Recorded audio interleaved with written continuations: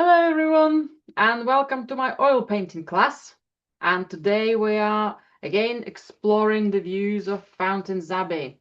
And we've got a beautiful tower, Huby's, apparently it's called Marmaduke Hub. I'm not sure if I pronounced the surname correctly.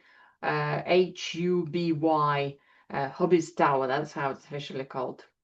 So we have two photographs, observational photographs, and I'd like to turn them to one image, pick up the best elements, which I think possibly as a variation, as one of the options, which could give us a lovely, exciting composition.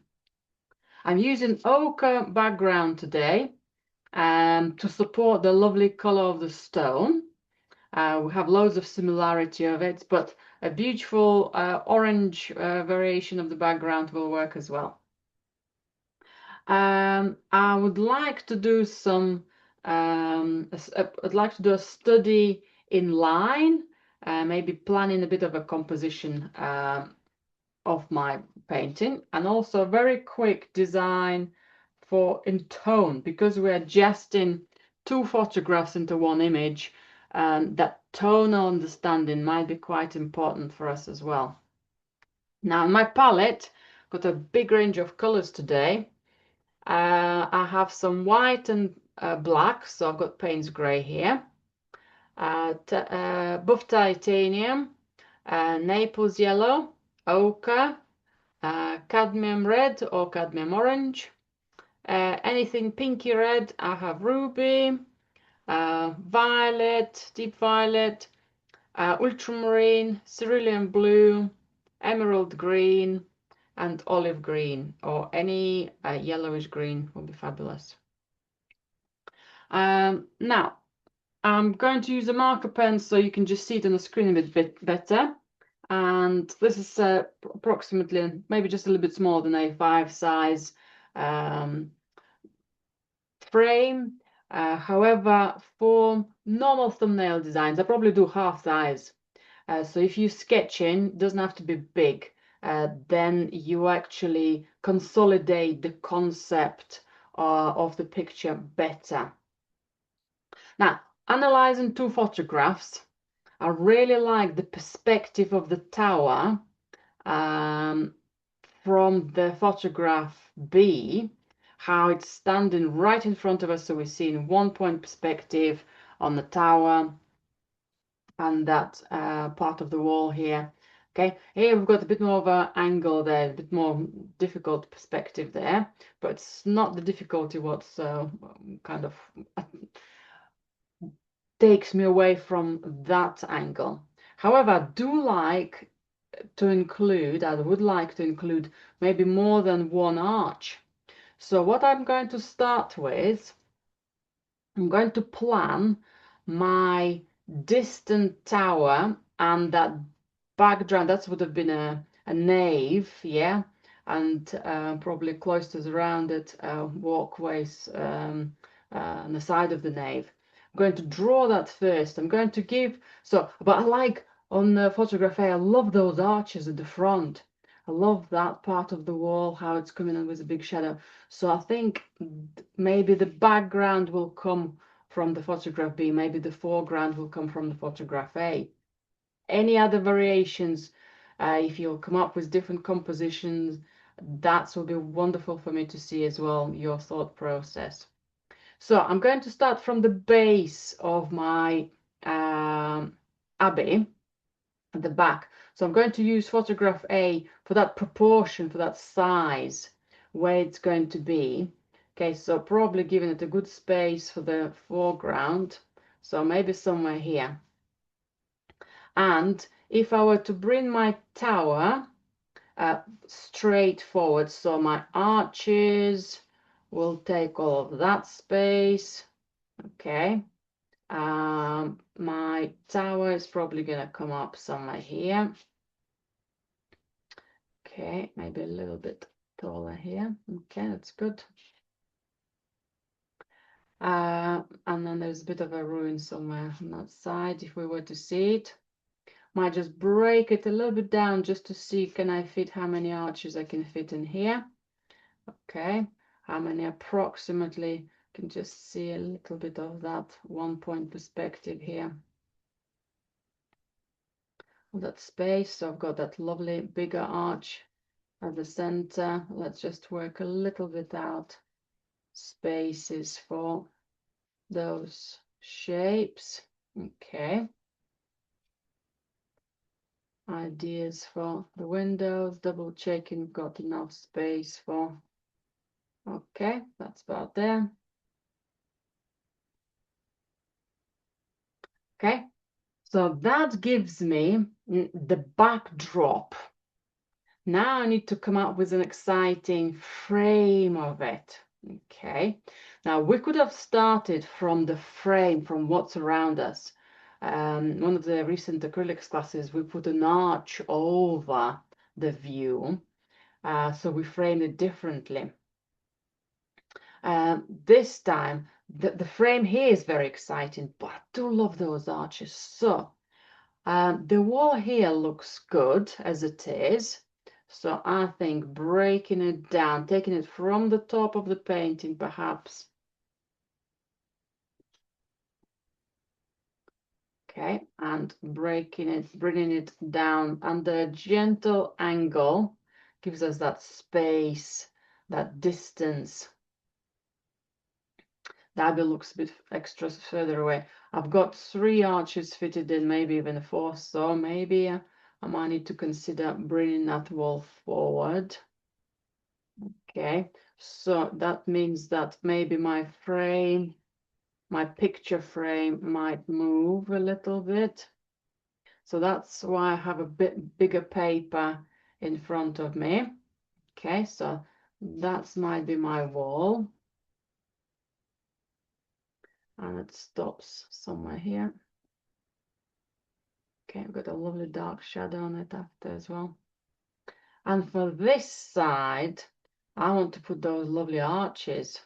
Now it starts now. I don't like the idea of the tower being attached, glued really behind that wall with the arches. I'd love to have a little bit of space.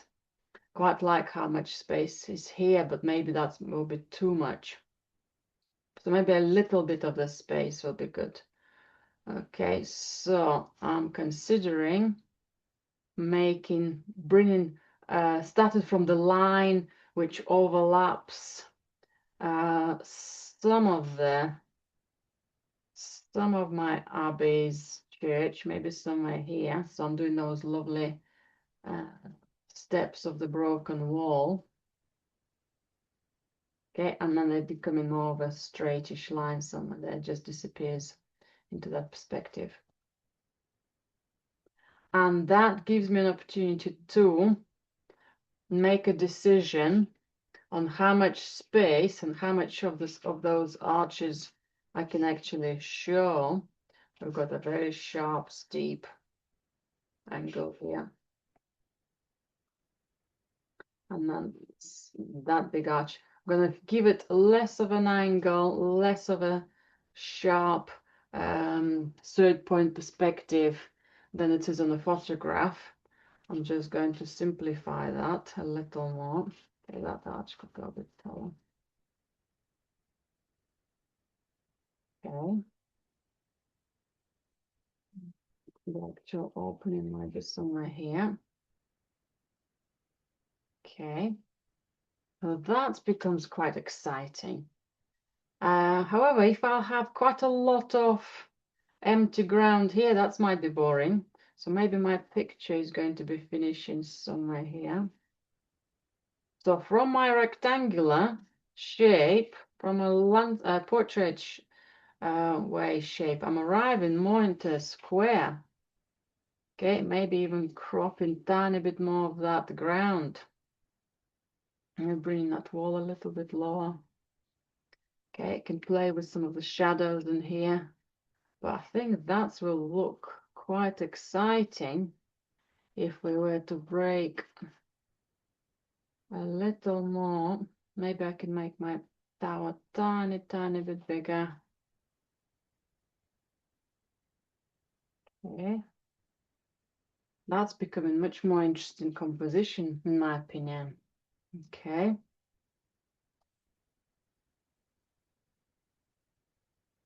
Can make these. Just going to double check. I haven't sketched my tower too far away standing, so then when everything, the whole perspective flattens down, I still want to have a feel that I'm standing reasonably close here. I think that's where that field could be a little bit more stretched, sorry, cropped, and maybe brought a tiny bit more forward. Okay. Let's just double check this tower is not too tall. These could come up a little taller. Just moving things about gently, still having that visual process of thinking. Okay. And then that will come up. Okay. Okay, then my windows will stay somewhere here. So all these scribbles and all this planning, I prefer to do on my spare paper rather than making those decisions when I'm working with oils. Okay, so that's going to be a big window. I think the tower will finish a little bit shorter than that one. Okay, that's fine.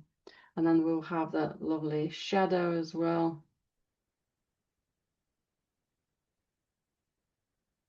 Okay, so that will work quite nicely as well for the front. And that stays together dark. So it's coming up very close to maybe just a little bit less than a square format. So let's have a little play. I'm going to use my gray board, and I'm going to turn it to a little bit less of a square format. Okay. And let's have a little play of with the shapes. So now I'm looking at my sketch. I'm going to transfer some of those big shapes of darkness. So that's my wall with the arches. Okay, that's a big shadow coming up. Maybe this wall could be a tiny bit shorter, smaller on the side to make it, to give more space for the Abbey. Okay, maybe all of this is going to come up here. Tower. Okay. Maybe a little bit bigger for the tower. Okay, space there. And then all these will break down into, okay, something there. Right. That's my quick design of light and dark approximate placements. Make that ruin a more of a ruin. Right, and what I'm going to do now, I'm going to use my black and white to have that tonal study. If you stay with rectangular shape, that's absolutely fine. Maybe have a play how much of the space you want to use, maybe trim it a little bit more, or perhaps extend more sky and extend more of the foreground. Maybe we'll put some extra stones, broken stones here. There might be some leftovers from when the Abbey was taken apart. There might be some steps, there might be some texture in the ground. That might become a point of interest of taking that void of an emptiness. Might be a cloud there, maybe not both, maybe not a cloud and that group of rocks, maybe one of the elements. Yeah, then we'll have a calmer sky. They've got that range of busy and calm parts to the painting. Right, I'm going to have now a flat brush. Well, actually, it's a filbert brush, but it's got its flat nature to that. A little bit of tips. Okay, and let's use some black and white for my painting. Now, looking at the whole picture, looking at two photographs actually, what shall I keep lightest? The tower looks the most light to me. There are a variety of subtones, but against the sky, the tower looks the lightest. So I'm going to play to apply this lighter color. I'm applying direct white because I'm painting it on a gray background, and I'm use quite a bit of tips for the flow. It gives me definitely not direct pure white color. Okay, so that might be my tower here. So that's not a fresh direct white in appearance. We can see a bit of extra light on the ground, perhaps somewhere, okay, next to the tower, next to somewhere on the, okay, that's comes together a bit more. Okay, maybe some of these spaces as well. Okay. My next tone, if I were to use tiny bit of gray, that's quite a lot of gray, so let's have a little bit less of it. Okay, but lighter still than my current background gray, so I can mix something a bit paler. Okay, that should be good. This could be my sky. Now the sky will have slightly different properties to it. We'll have a little bit of lighter tone and a slightly darker one. You know what, that looks a bit too light. But I can use this color, I think, for the rest of my distant wall. I think that will work better. Okay.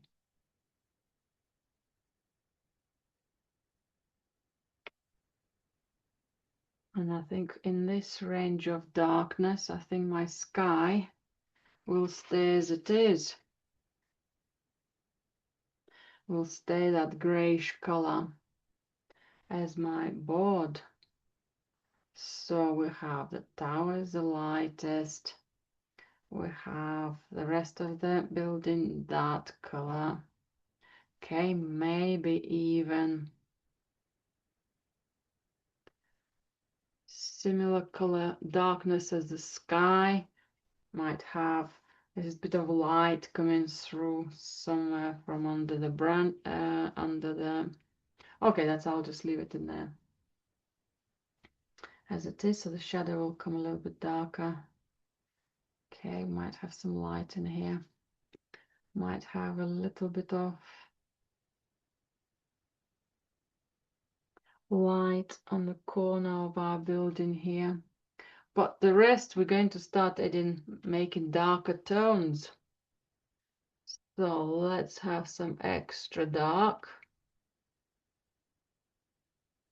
I should have mixed them here. So that's my next dark tone.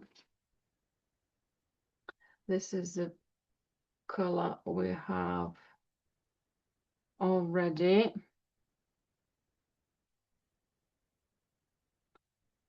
And then we have two lighter ones. I'll top them up. So this next darkness is going to be my wall here. It stands out slightly darker than our sky. Okay. This might just cover that highlight. I will put it on the painting, but we'll see it through color more as well. I think for such a small sketch, I don't think we need that extra variation. Okay, that's good. We'll see a little bit of that color here at the front for the shadow on the ground.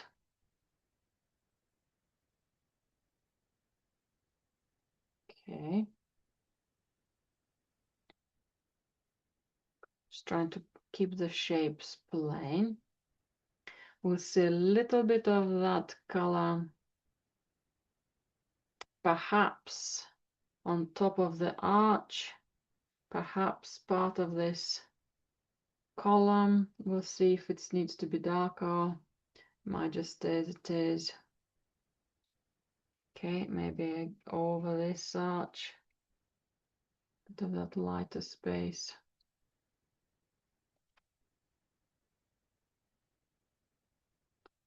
So that was my paler color, and that was my white.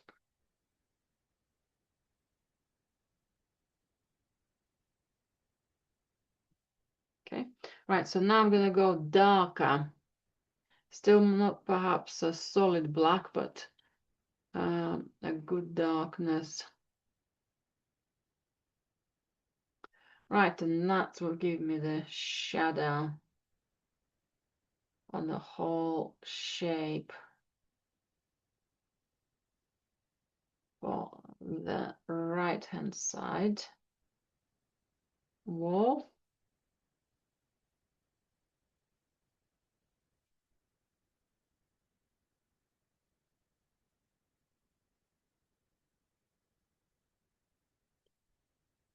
All of that.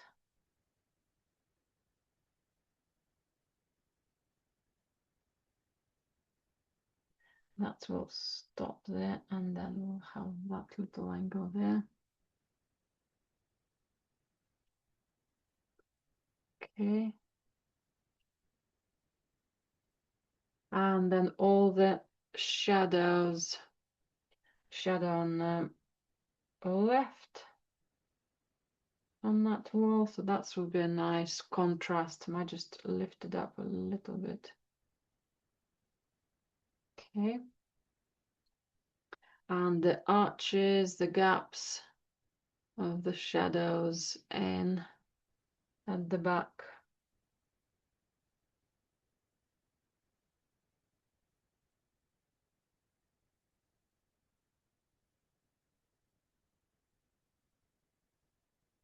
A little bit of subtones for them above.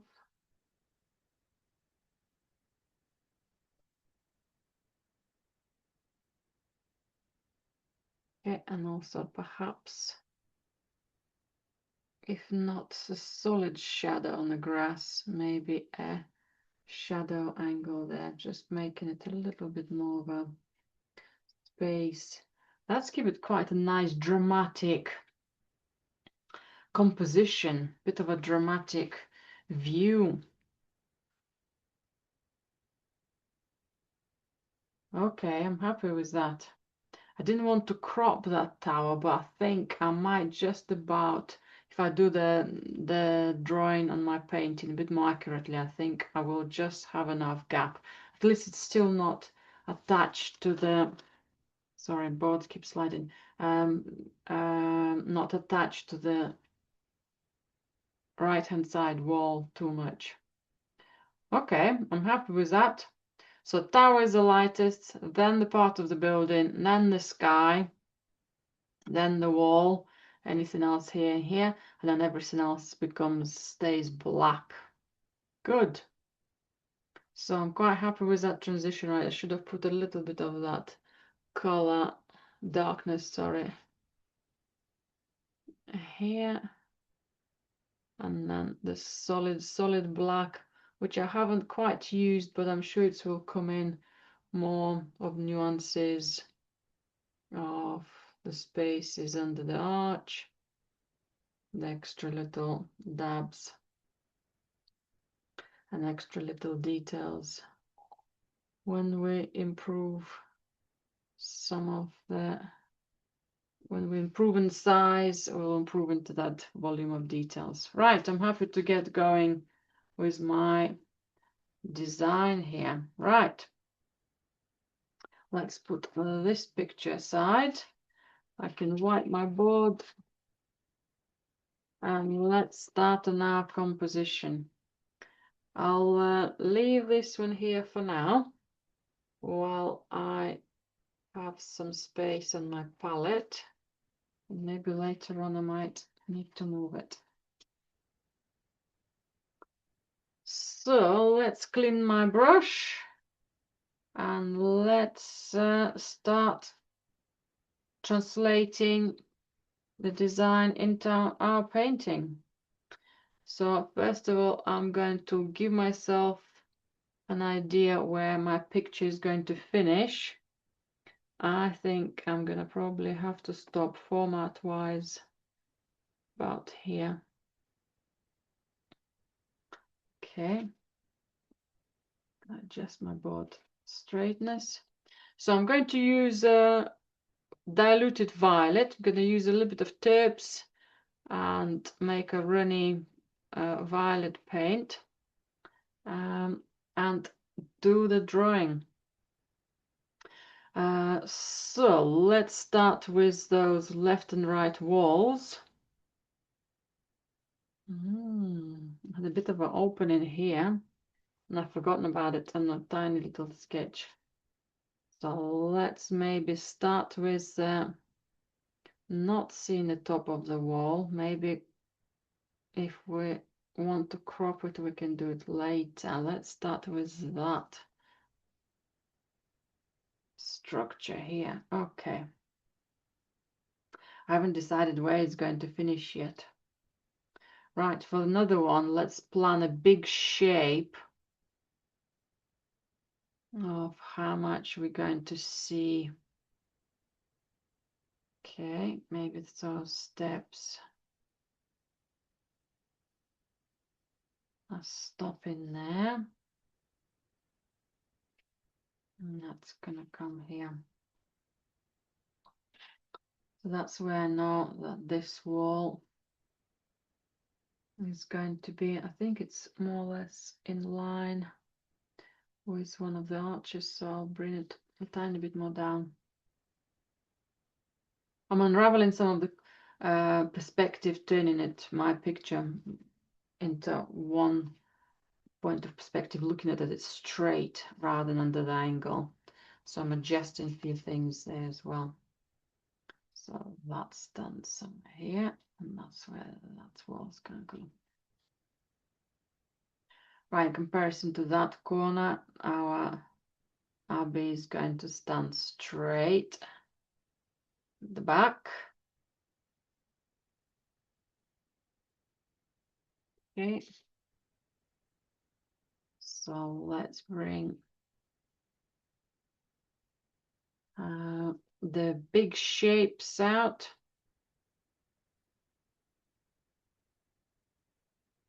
Let's bring the tower in and then decide on the size and the height of it in proportion to it.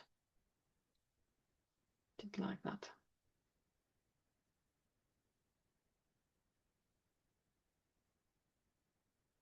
And that could go a bit higher.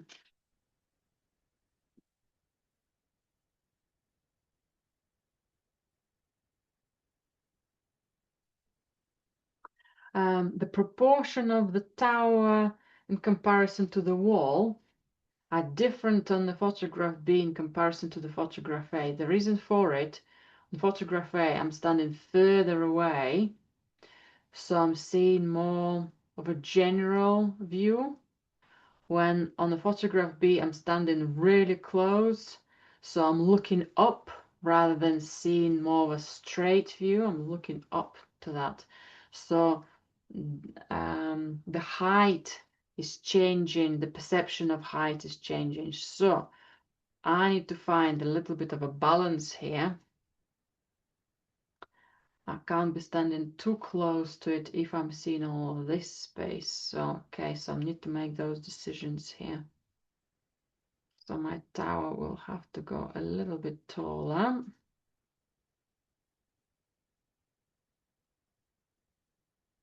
I'm going to plan these arches here so that I know their proportion. Okay, a bit of space here.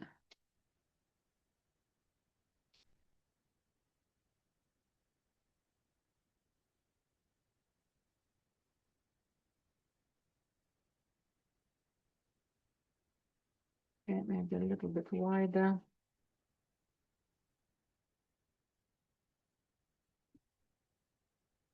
So I want to see big shapes.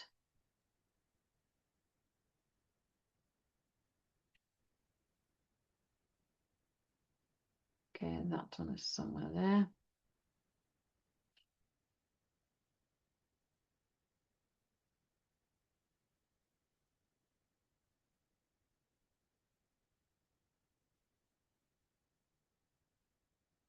And that one is taller altogether.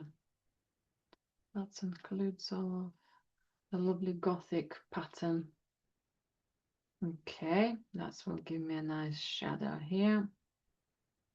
Maybe a shadow through the doorway, the archway. Okay, just planning the look here, maybe making that wall less perfect in that structure as well to show the ruin a bit more exciting. That corner dropped and broken down. Okay. That's almost, that is in line, just a little bit lower. Okay. A window, larger window, a smaller window there. Okay. Again, it's slightly different proportions, every little division. I think that could go a little higher.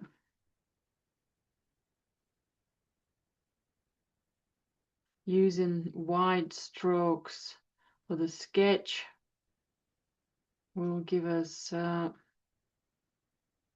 different perception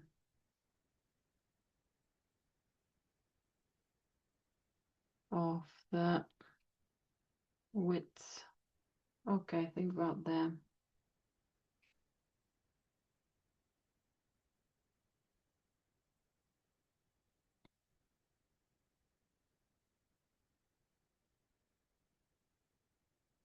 Okay, and I think I might drop.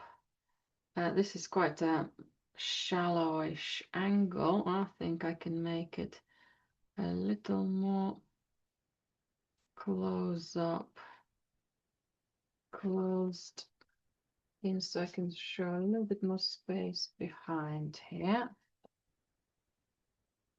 Show a tiny bit of light there as well.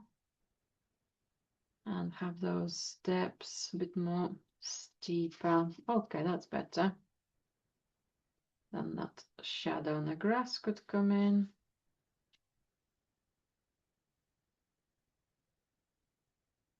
Got that lovely medieval, mysterious feel for the painting now, for the whole piece. Maybe even still.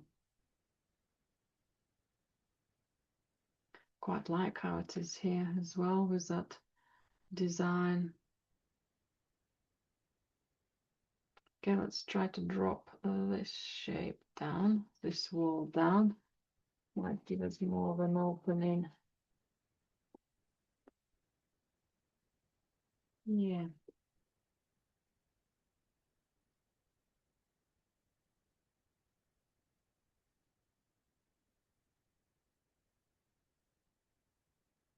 Yeah, I think those steps will be just very minor changes. Okay. And then the big space for the arches. We have a column somewhere here, and we see the side of it more. See the side of it this way, and we see the width of it going that way. And then that whole shape. And I made it much more straighter than what it is on the photo. So if I were to add a bit more of an angle for it, it will be very minor.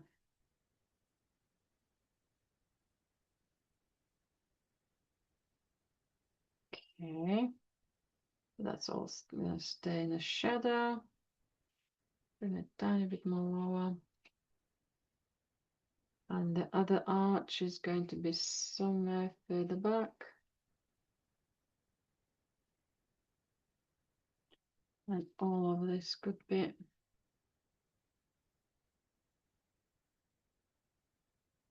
in the shadow.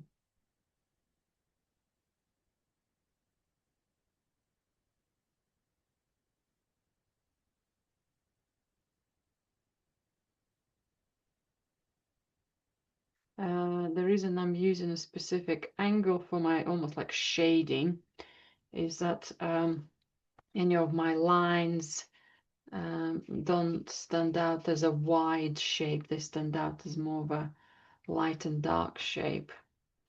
Might bring a little cadmium red and black together for the extra depth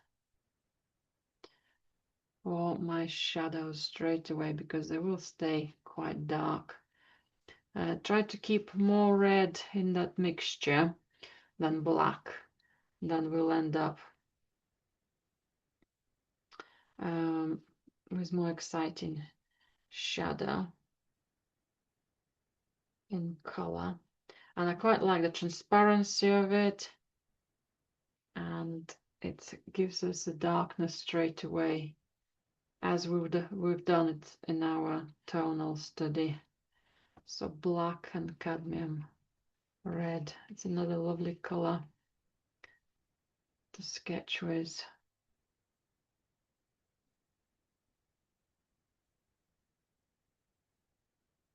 Okay, good. There, that's there.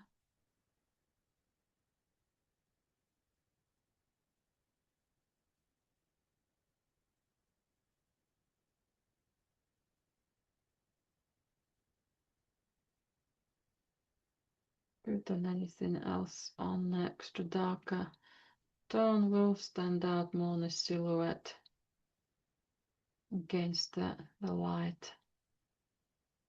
Okay, now I just need to decide if that's too far away. Maybe I can just drop it a little bit lower here. So my tonal shape helps me to make decisions of where it's going to be. And when we're adapting a photograph or two, adopting the design, changing things as we do, that's only where you can see shapes better. Okay, and recognize that power. I'm going to put that shadow while I've got a similar darkness here. And I might just do a diluted violet or just diluted any of the similar color for this wall.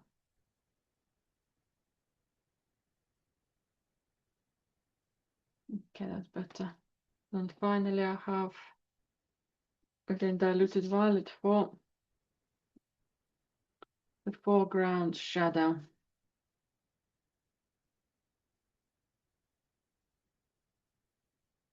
So if I were to put any tombs, stones, which was not fully broken down parts of walls or just left out. Okay, I'm gonna have that shadow on the grass. So we're doing very much Renaissance technique of planning a painting, doing a tonal study on ochre background, using the range of browns to find those tones before we actually paint the color. That's better. It's a little bit grayish at the back, but I think by the time we get some bold color, the drama of the view will give us full power. Right, I think I'm going to finish on my drawing. Well, it's my shapes, identification of my shapes and my composition. I'm going to clean my brush and start painting the sky. Right, I've just adjusted my size of the picture. As I was photographing it, I could see its good benefit, and I kept referring it to my sketch, and that's giving me that pointer where I could benefit from my compositions and reference. Right, so let's start with the sky. I have a larger brush now. I'm going to pick up some extra white as a base color for my blue. I would like to start with a cerulean, with a lighter cerulean. And I think I'm going to paint my sky from lower level upwards. I want to see how much lighter the sky is going to be, but not to clash with my towers. At the moment, my tower, my buildings here are dark, especially because I've smudged some of my lines. Could clean it up and see if that color will be fresher again. So according to my tonal study, my sky is reasonably dark. So that's why I wanted to start from the lower point and check. That's way too light, I think. So let's find something. It doesn't have to be super, super dark for all of the sky. I have not made any changes of light and dark within the sky on my tonal sketch. So this gives me an opportunity to have that little exploration. A little bit less, right, I've used some tapes. I should have been using my oils. Less liquidy viscosity of our paint will be better. So I think that's better for me. It was a little tiny bit runny. Okay. So then the color will sit well as a chunk. Okay, I can paint it perhaps starting as more of a block. Where's my oil? And then increase its darkness as I'll start going up.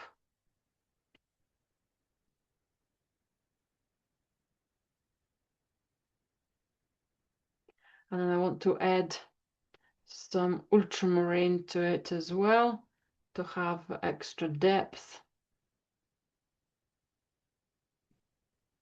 Just a small amount of lighter tone to the lower part and back to lower part of the sky. I also can paint a paler color for the inside of the windows.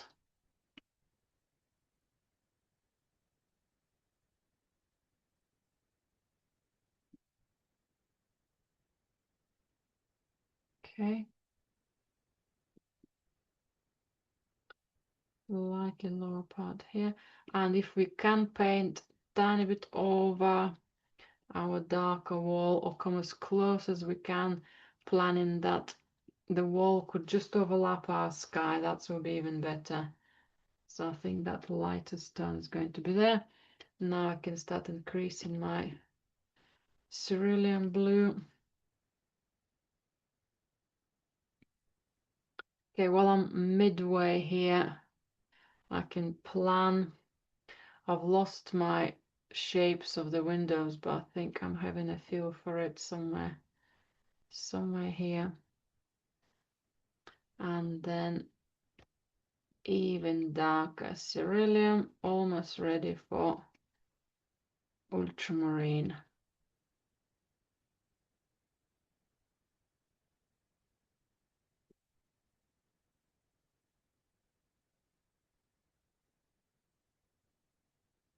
So using a range of directions of the strokes, it gives me an idea of an impression of possible light clouds there.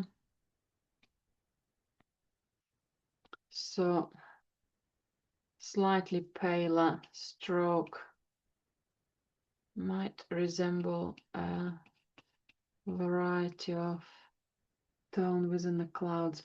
And lovely to see where some of the paint doesn't cover the background fully. We see a little bit of that warmth of the glow of ochre. Okay, that's my ultramarine. That's quite strong, so I will still mix it with some cerulean blue. Okay, that's a lovely, strong, deep sky color.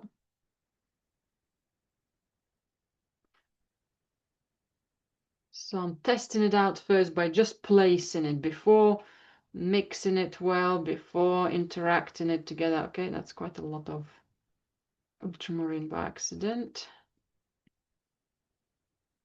Okay, which happens.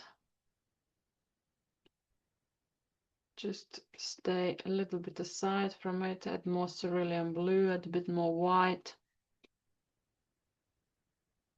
Okay, that's way too dark.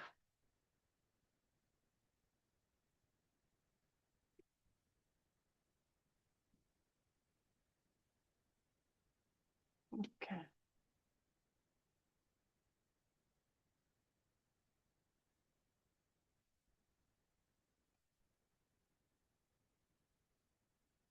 Yeah, that's way too dark, right? So I could use a little bit of a palette knife. Take that thick paint off. I knew if I were to just paint over it without scraping it, that's will not going to work. I'm going to be putting more and more paint, and it's going to just keep stained up. So I need some more fresh cerulean blue. I was much happier with its presence in a bigger volume than ultramarine. Maybe just a small amount of ultramarine will be enough.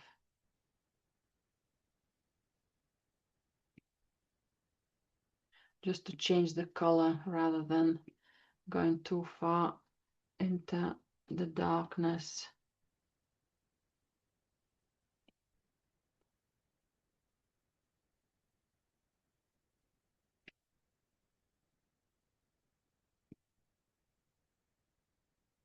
Okay, and that's good to go pale as well.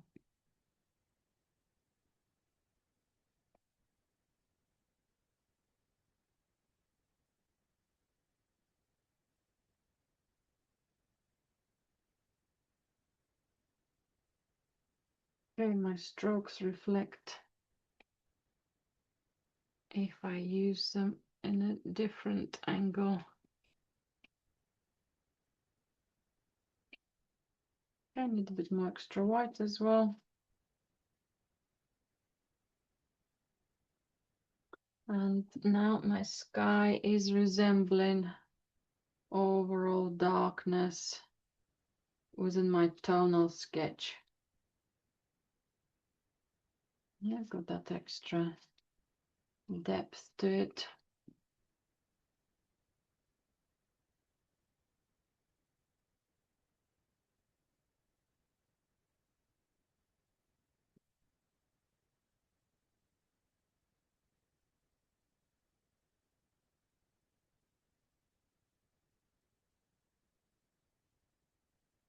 Okay.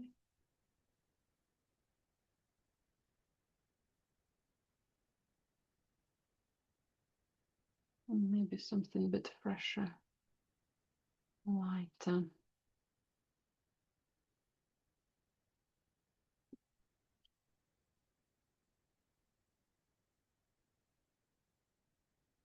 Okay, I'm struggling with the reflective qualities of my strokes. Different angle and they just appear too light.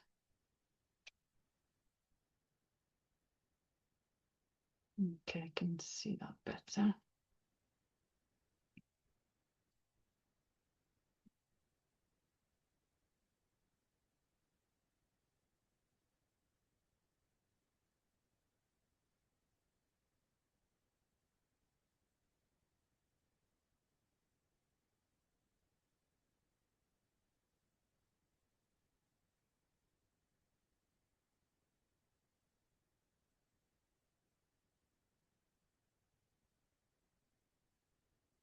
Right, my sky looks a little bit plain.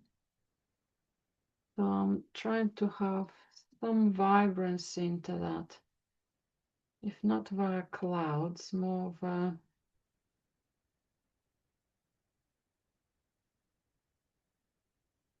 reminders of a cloud. And that darker tone.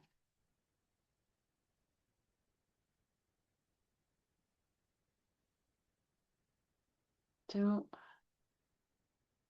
hard to see what I'm doing with my brush. Yeah, okay.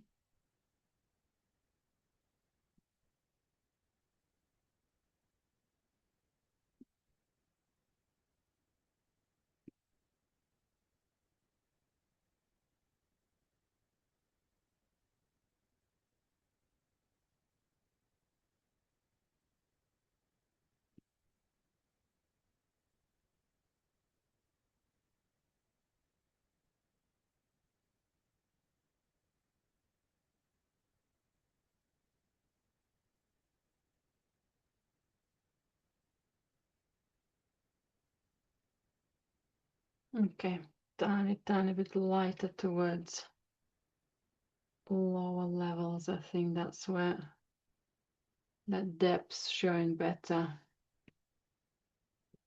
That sunnier day shows a little better with the paler color lower.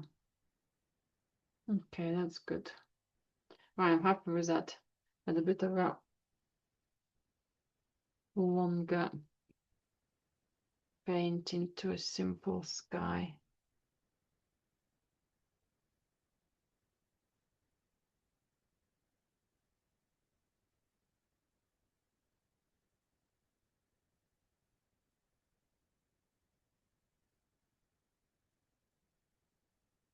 Just varying the strokes, directions, even the shape is quite plain.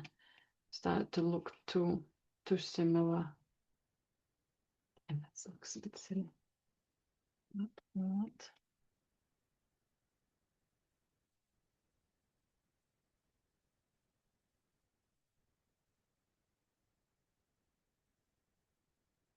Okay.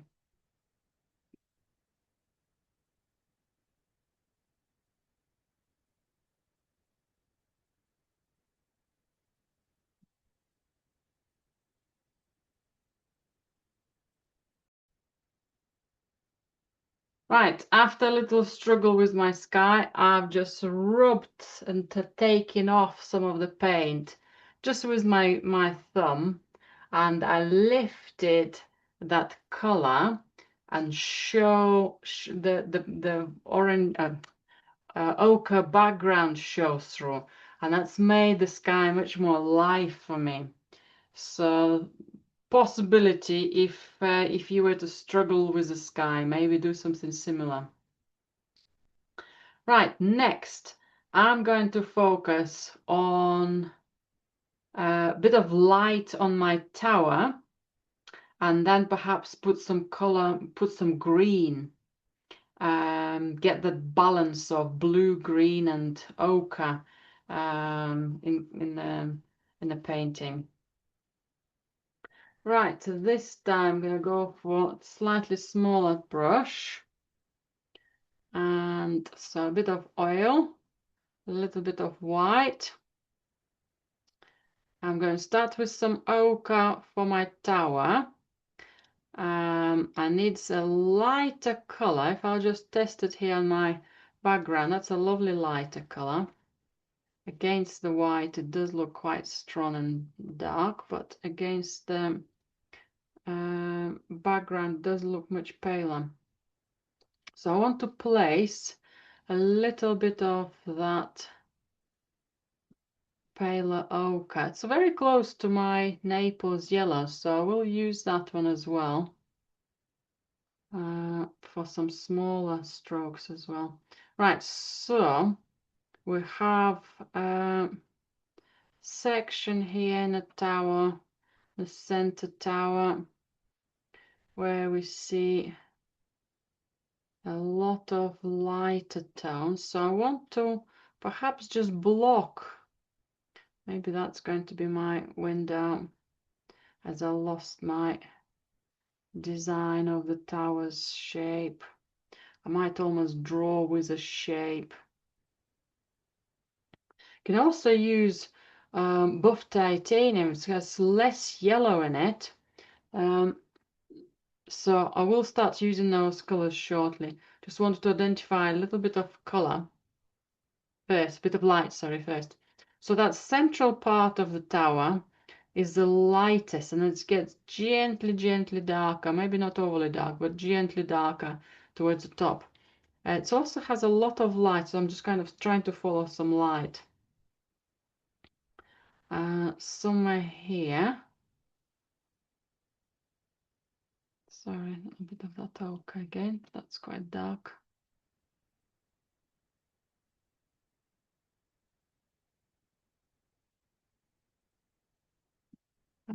And on the ground. So that might even have more white for that lovely reflecting light. Maybe earlier on I'll just keep it as it is, but then I'll bear in mind that that might need to be extra light.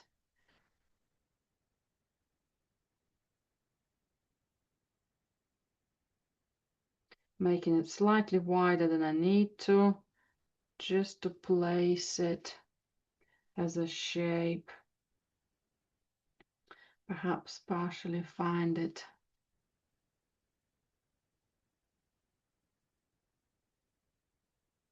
The back, and perhaps tiny bit showing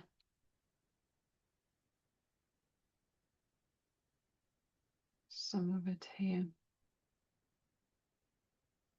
The colors smudge against the lines, my darker shapes, my darker lines. So as long as I identify those areas, I can improve the quality of the light later. Okay, right, now let's use, if I just go directly using buff titanium and just place it against, I've got very similar light, but it's more duller color. So I think to continue with the color but less light, I'm going to add to my buff titanium a small amount of ochre and a small amount of violet. So it will be just a darker version of buff titanium. That's better.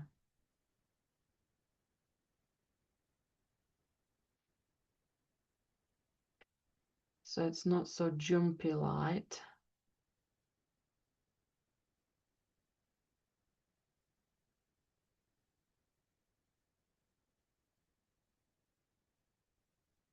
Okay, might do a little drawing for my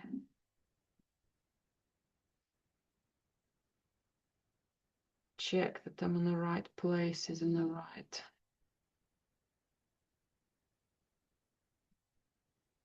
Okay, so that's might be a little bit. Oh, that one's there.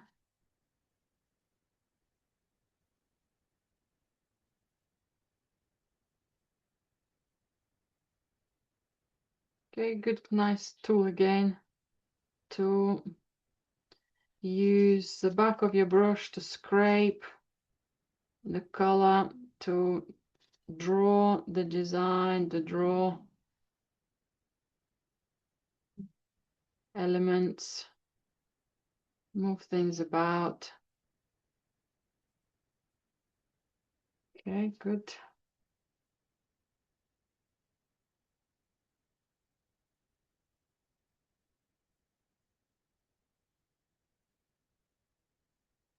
So there are shapes here. There's a lovely light next to the window, sides.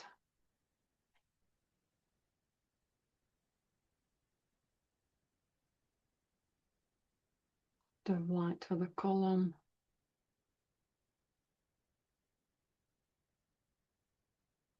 On the side. And that lovely, just direct buff titanium. That light I wanted to show the ruin, that crumbled corner. Okay, that's good.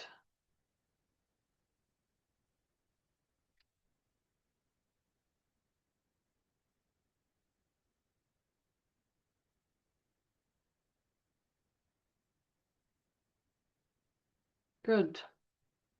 Right, other lighter tones we'll have tiny bit for sub towers. Now the stone color depends on the stone quality, if it's been restored and replaced, if it's been crumbled away or got a smooth surface. So all sorts of things, is which parts of the quarries they're coming. Some of the stone on the lower part, and this part probably been built and used the stone from the quarry right behind the tower. The other ones might have been brought from other areas. So where we can see a bit more of the orangey red, that would be the most local stone we can find in the area. Right, so tiny bit more darker tone, again back to slightly darker ochre and slightly darker violet. So small changes, but that original ochre is no longer as powerful for us. Okay, that's a little bit too dark, so let's mix it well. And that's the darkness we want.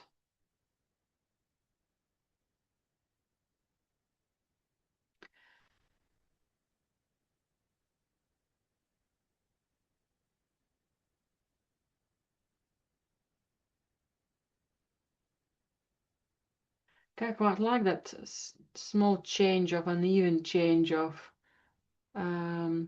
darkness here. That's lovely. Quite like that. Okay. I've deliberately not painted the sides of the towers because they will start giving us extra character and extra range of light. We're almost going to step them up.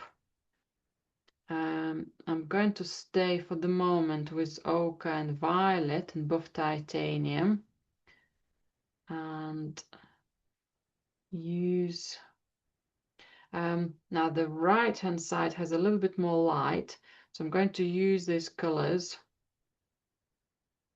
just gently as if they stepped next to.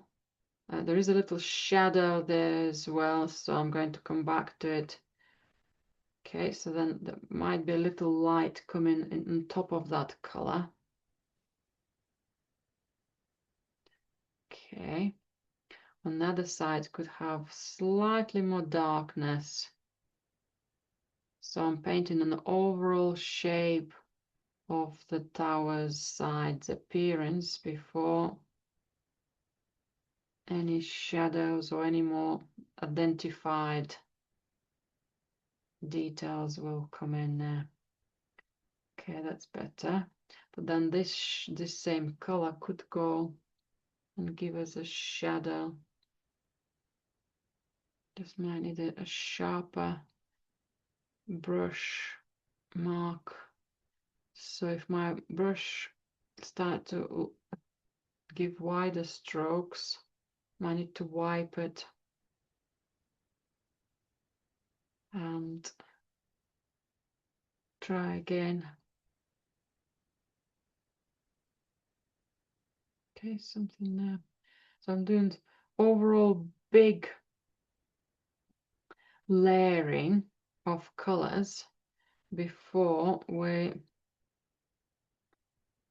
play with adding color, more range of color. Okay, that line is not in the right place, but it's looking good to show structure. So I'm putting some small marks on those little towers, those support towers, to support the height of them, for the height supported. And there is a little lower line that's as an actual body of the tower. So mini tower on the side and then a body, larger body shape there. Okay, so that's that one.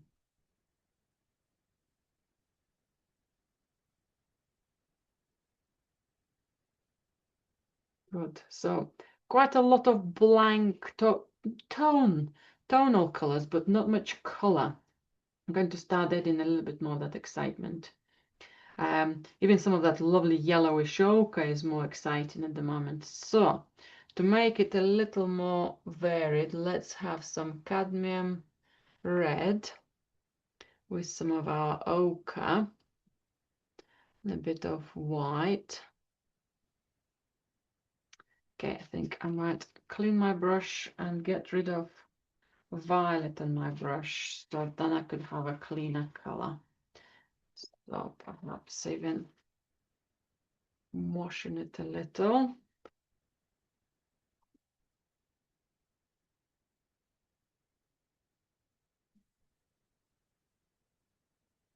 Okay, start again. Fresh white, bit of oil, fresh white, bit of ochre, bit of cadmium red.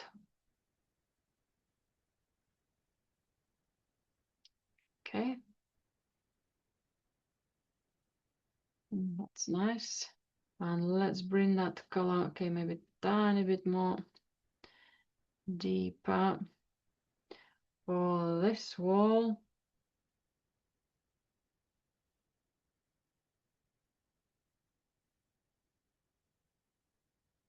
For building up part of these arches.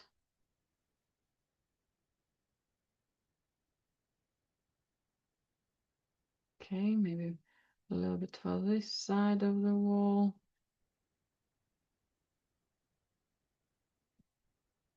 A little stronger red.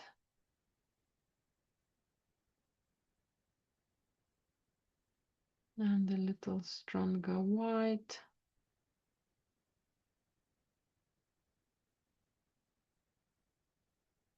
Okay, that's a little more, again, exciting light for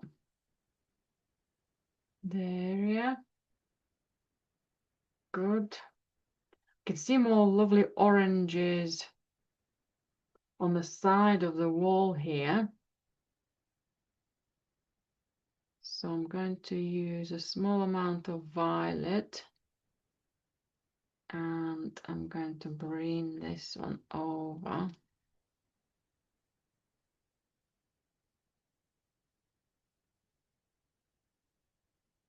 And then maybe it will get slightly calmer in that red above.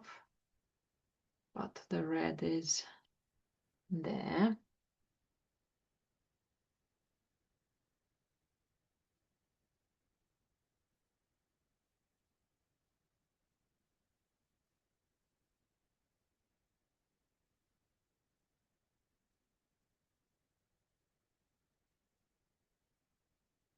Okay.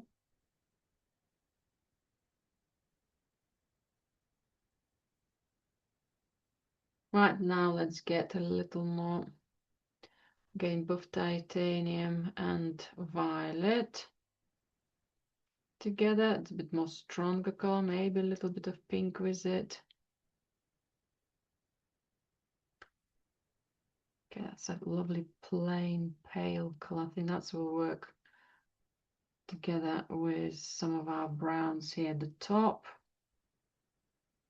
some of our initial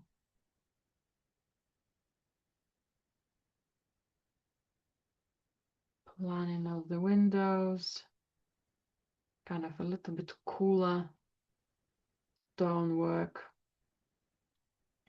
Might use some of it in the low areas just to create some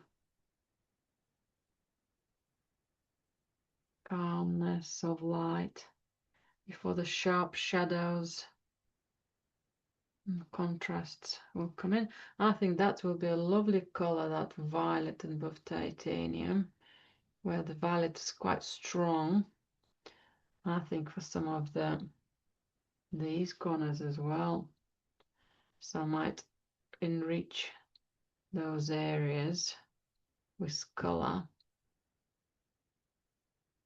later on as well. That's much more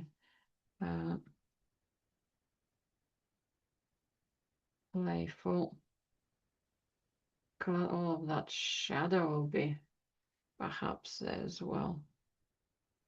Okay, tiny bit more even cadmium red with that violet.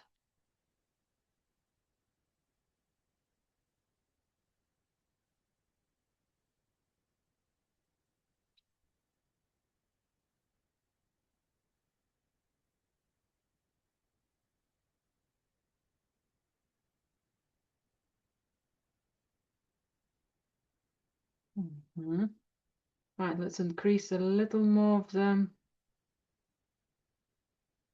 darkness. So less white, stronger violet, stronger cadmium red. Let's see some of these arches. Having a little initial darkness. Again, giving an approximate silhouettes.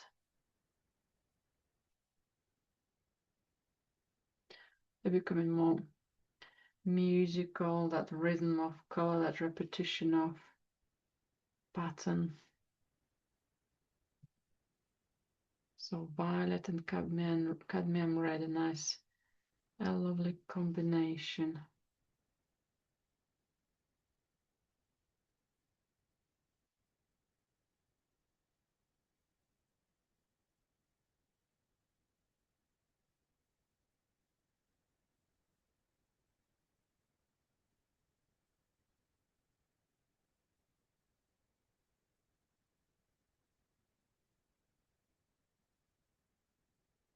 Gonna test it out here, and then perhaps a slightly even darker color, violet and ultramarine. I'm going to put some more of that color in our shadows.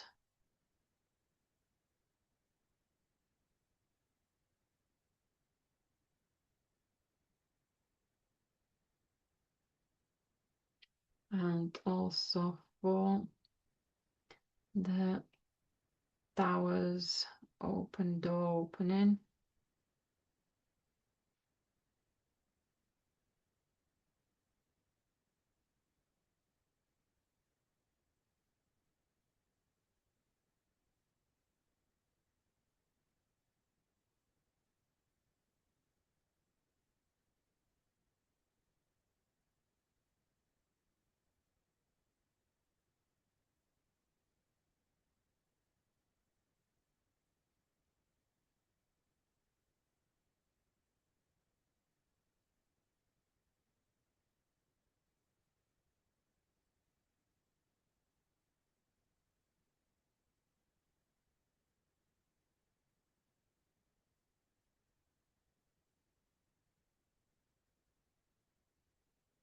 Okay, I'm playing with some ideas of color and how the colors could come together. Okay, so we can enrich that surface. Let's paint again that darker ultramarine and violet for some of the shadows. Okay, now these two windows should be the same, but one is a bit smaller, one is a bit bigger. Could it be the place? It could be. Might have been a slightly different era again, how it's been built. Might be one been extended, maybe one's partially been collapsed and then patched up. They're working here for in the painting, and they also give that variety. So I'm quite happy. So I'm deliberately going to make that decision of keeping them slightly different. I'm going to start adding, look at that lovely dark mark. That's becoming exciting again, and creating it's a wall, it's a three-dimensional wall which stands, and it's broken. It's not just a flat surface. Okay, maybe putting a slightly darker mark to show that tower is going behind this lighter space. Okay, just start pushing and pulling certain areas of the painting a bit more. Okay.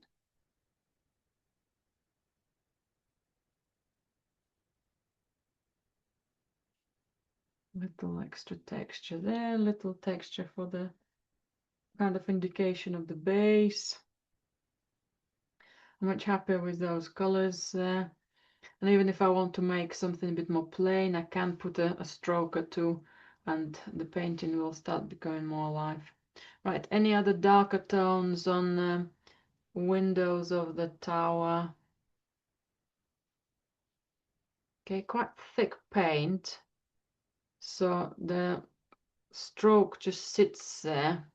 If you need a slightly smaller brush, that's totally fine as well. And take your time, test it out a little, don't rush. If you just do one window and it works for you, but because you're taking time to mix your color, that's wonderful. Don't try to rush with me here too much.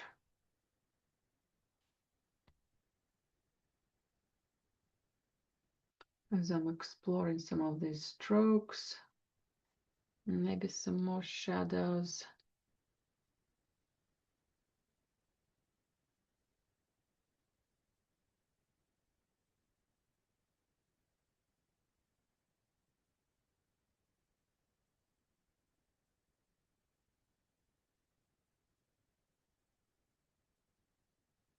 It sharpens up the edges. The lovely ultramarine works fantastically for some of those sharp contrasts against the beautiful reds and the purples.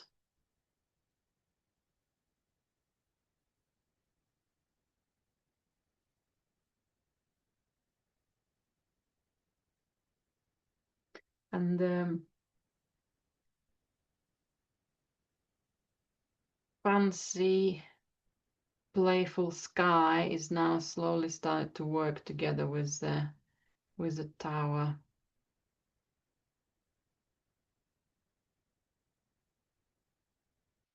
Let's bring some of those shapes back here as well.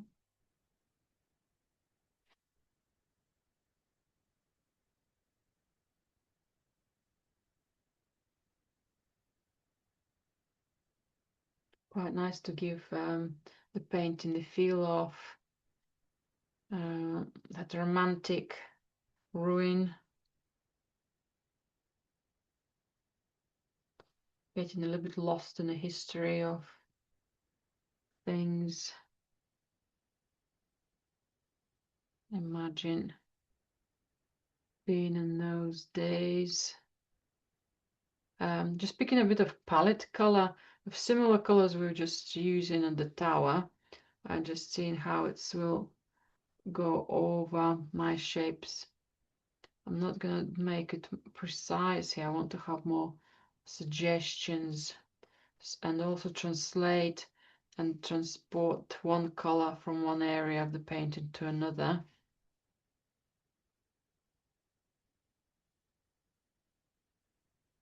Okay, I want some of this orangey color into those arches as well. So let's have that cadmium red and ochre. More of the cadmium red, a little bit of white still.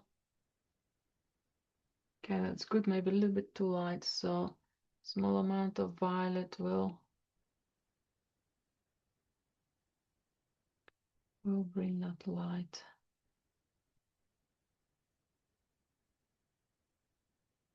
down.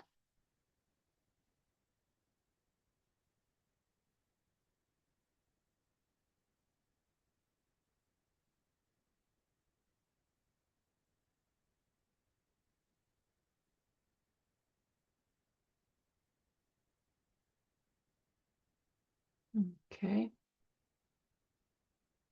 Again, lost and found edges, lost and found shapes.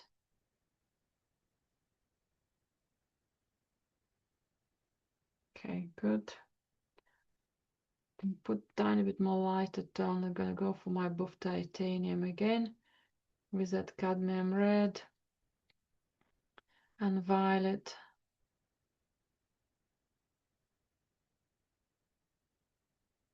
And I think I'll bring a little more light somewhere here. Light within the shadow. It's still quite a dark color altogether.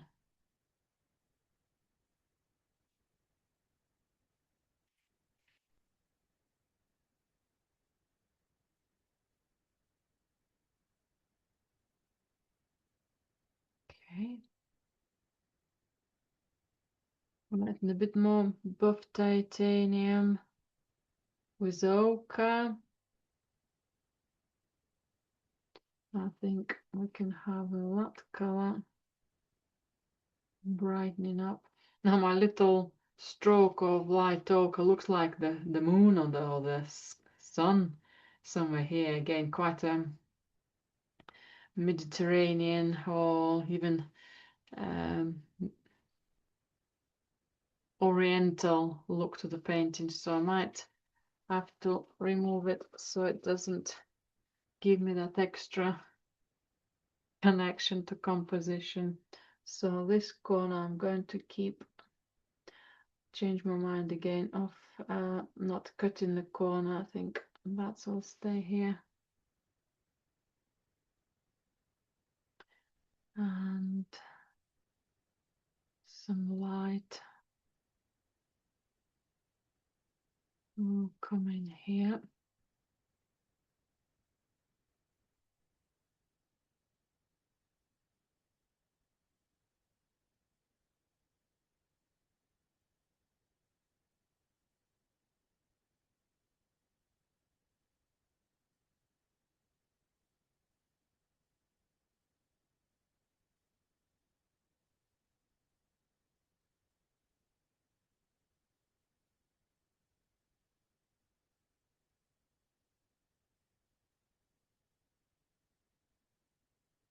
Mhm.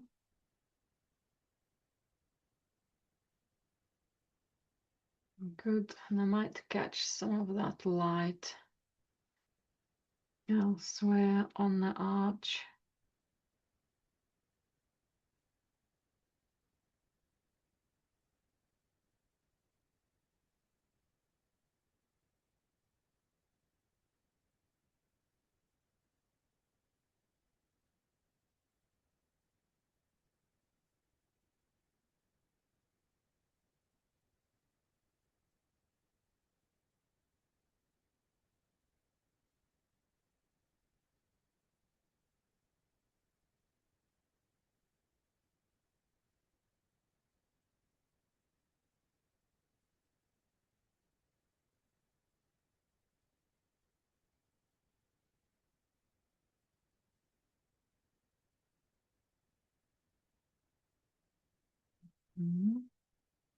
Right, and let's come back. Any of this color could come back here.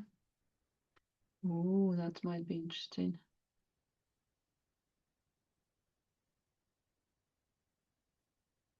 Yeah. And again, mirroring some of that light. Opposite side.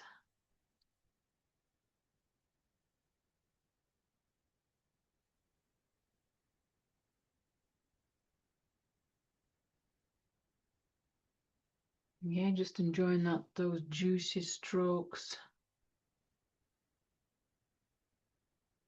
And that's working now as well. So we from a plain tonal blocking, we're slowly arriving to more exciting painting.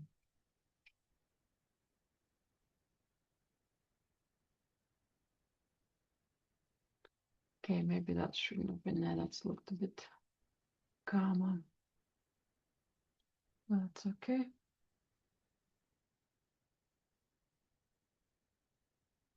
I can bring it back.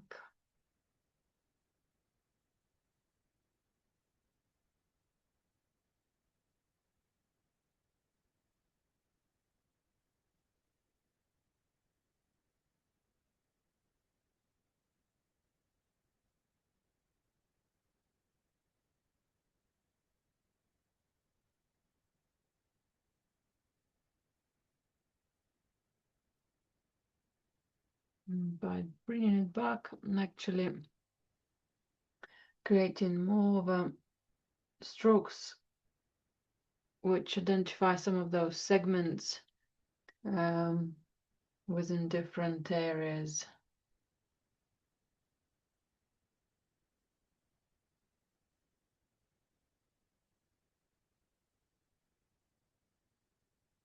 Those little imperfections.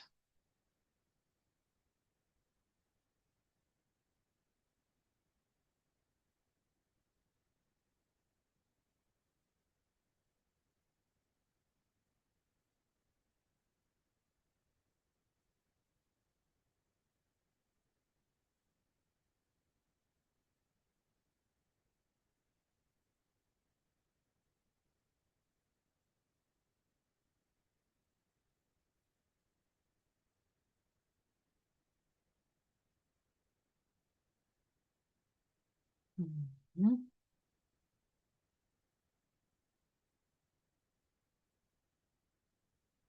Okay, maybe a little more of that light. Slowly starting to use more of Naples yellow, so instead of just mixing oak and white, brings tiny bit more variety to color.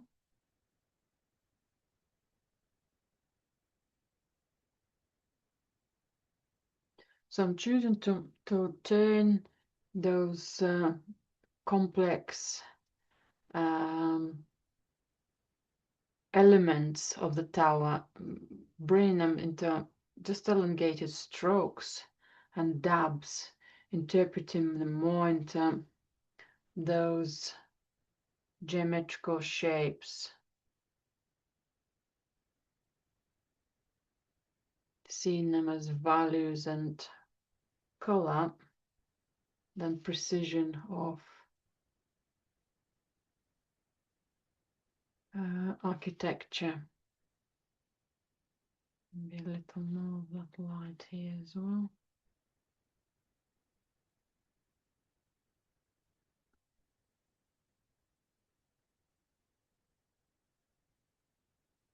Okay, and that pale tone again, somewhere here.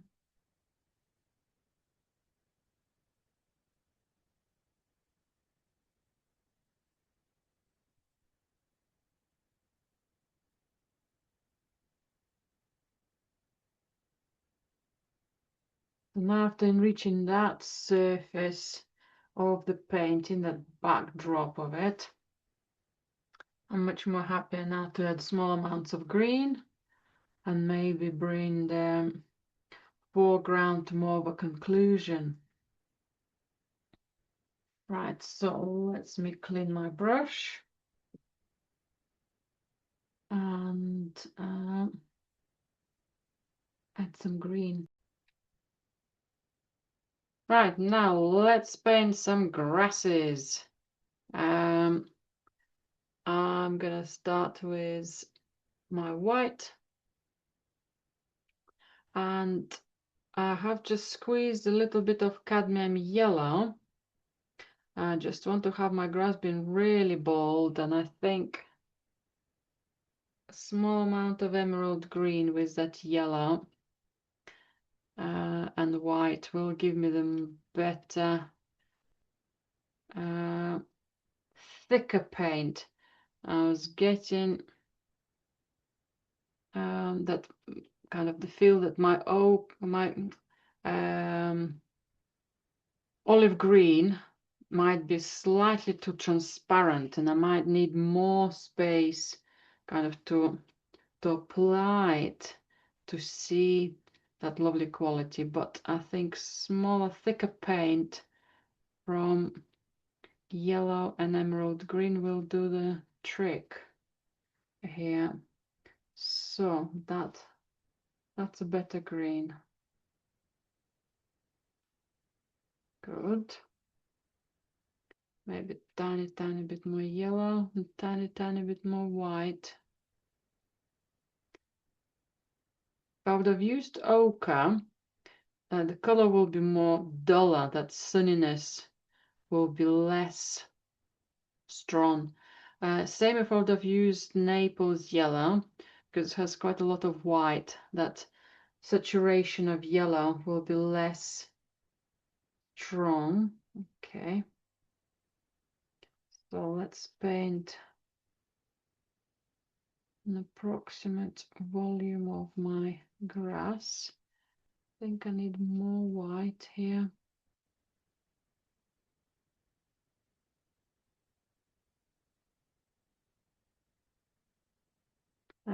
If some of the darker strokes below contaminate the color, just persevere by putting fresh green over. Okay, that's better. I think that just lifts all the previous darker colors. Okay, good. Just paint it a little bit lower here. Extending my lawn.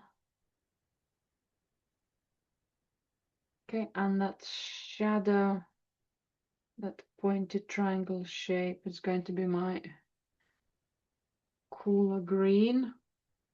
So let's have my emerald green, perhaps a small amount of violet.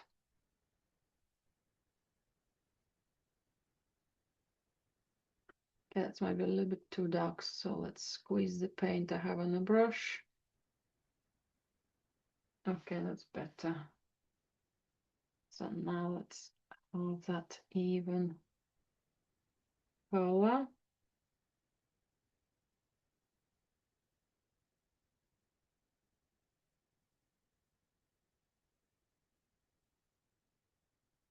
And that might be the border of the grass.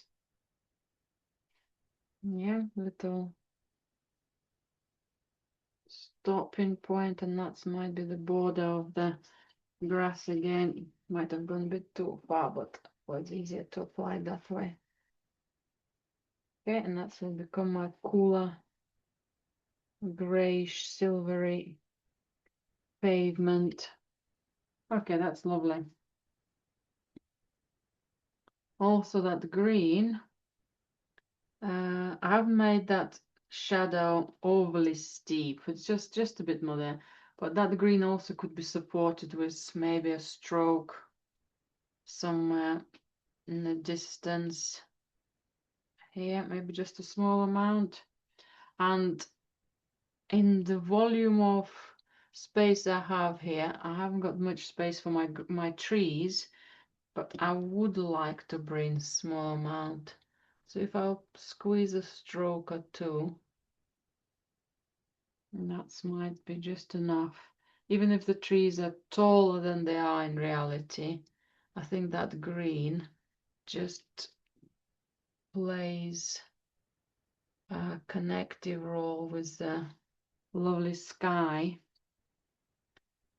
So not sure how that wall sits with it as a shape, so I might need a better stroke for the wall, but the green is a bit better supporting the colors. Okay, better, feel better there. Good, and now let's cool off that warm pavement and do some finishing touches.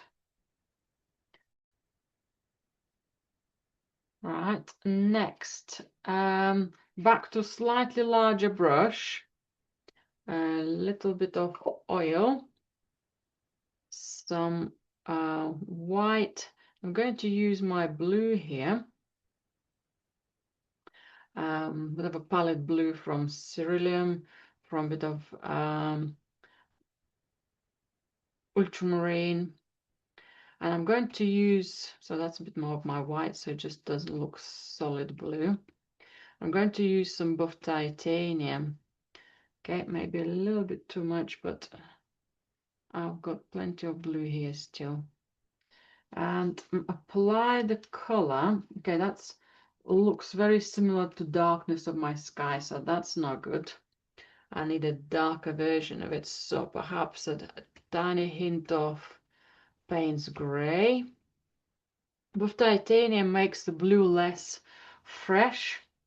Yeah, Payne's gray, and perhaps still a hint of violet. Just looks a bit too towards the blue, almost like a darker blue and a lighter blue for the sky and the ground. So maybe a little bit more violet.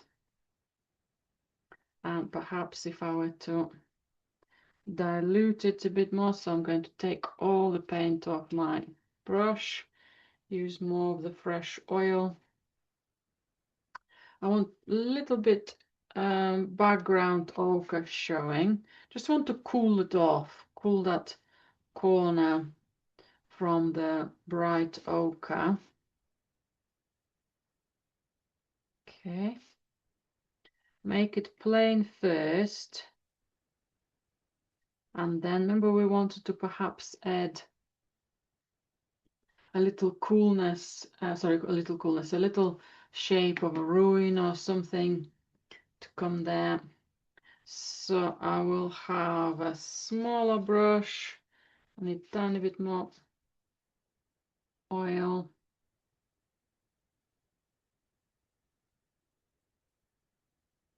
And I'll have tiny bit of darker tone within my shadow.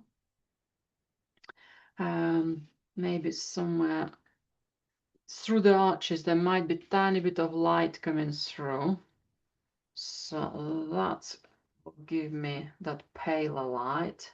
Perhaps I'm just using a bit of that violet again on my palette, violety, and cadmium red gives that lovely range of tones there, a bit of warmth at the same time. And then that smaller brush I wanted, and crimson and black, sorry, crimson, cadmium red, orange and black. More of a runny side of the viscosity of my paints. And let's paint maybe a group of rocks, stones.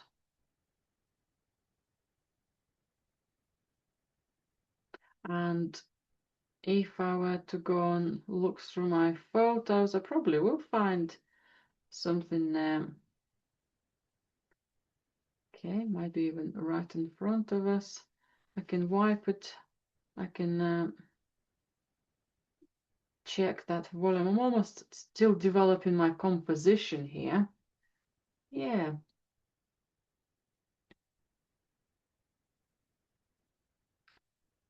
Okay, maybe that one is too much.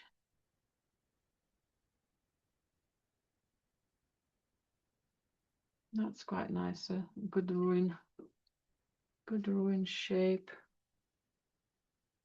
Solidify the shadow using the same colors, so they're a little bit more united in the color. A little united, maybe a curb here, bit of a stone. Right, and I just need tiny bit of light on it. So any of the colors we used on the side arches, any of these walls, I think I still have a little bit of that pre-mixed color on my palette. If not, a bit of cadmium red, a bit of ochre. I'm just gonna do almost like a width to the bit of height to some of these stones, just to show the broken rubble which that's what they are. Some of them buried in the ground, some of them are been left, not carried away because they were, don't know, too big, not the right size or something else.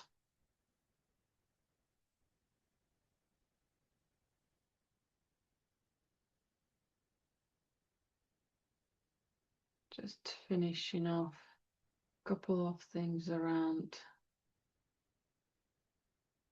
my arches on that wall. Want to keep them suggestive.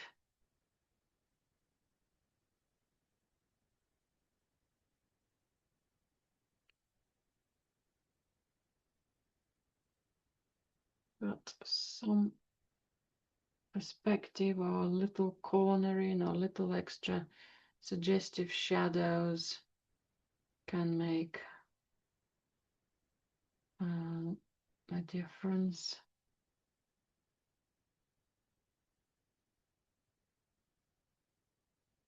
No, by the time that is all gone as well and cropped.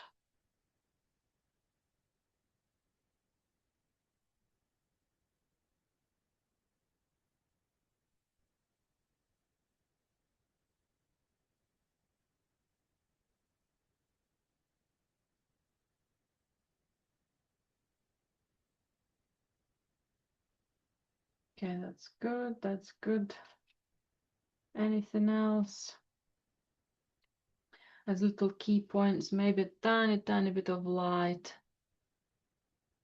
And here.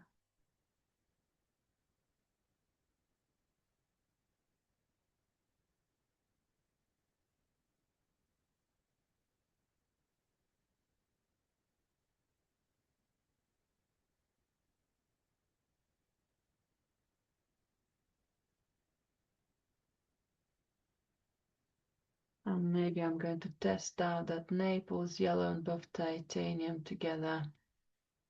I want to put a stroke of light.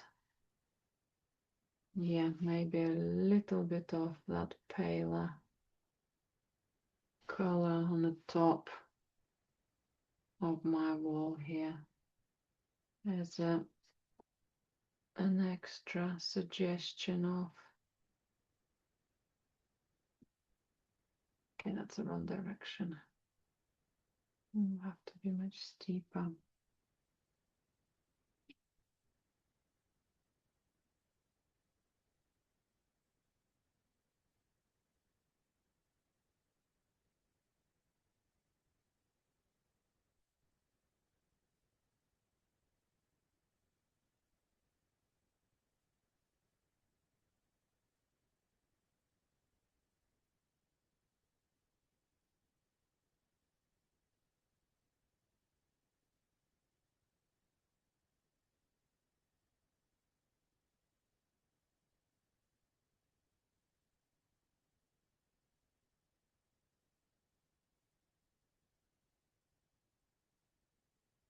Anything else? Tiny little tweaks. Maybe tiny dabs of light. Oh, that's where I wanted to have a little small highlight on the border here back.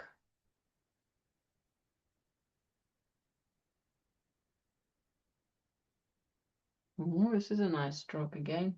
Just lifting some of that light.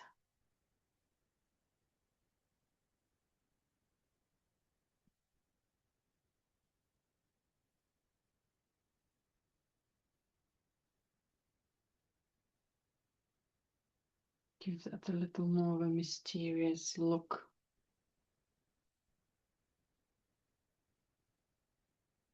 I think I'm more or less finished. Maybe touching up. That just takes a bit too much attention.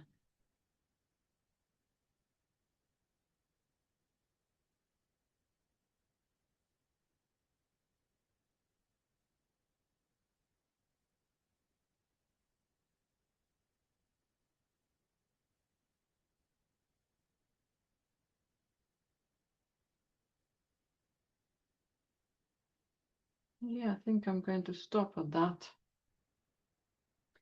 I'm happy with that juicy color on the tower and the greens separating the volume of warm colors.